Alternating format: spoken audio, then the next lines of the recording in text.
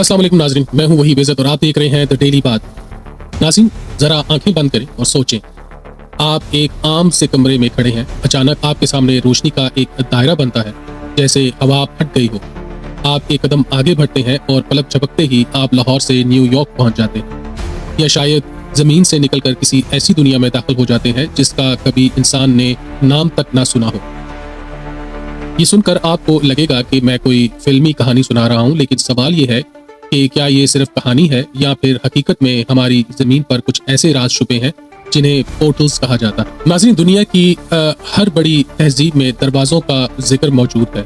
माया तहजीब के खंडरात में ऐसे अजीब ढांचे हैं जिन्हें लोग गेटवेज ऑफ द गॉड्स कहते हैं। मुकामी लोग आज भी मानते हैं कि वो जगह दूसरी दुनियाओं से जुड़ी हुई हैं। मिस्र के एहराम के अंदर ऐसी सुरंगें और कमरे मौजूद हैं जिनका मकसद आज तक वाज़िया नहीं हो सका। कुछ माहिरीन कहते हैं कि ये सुरंगें तवानाई के रास्ते थीं जो किसी और डायमेंशन को खोल सकती थी।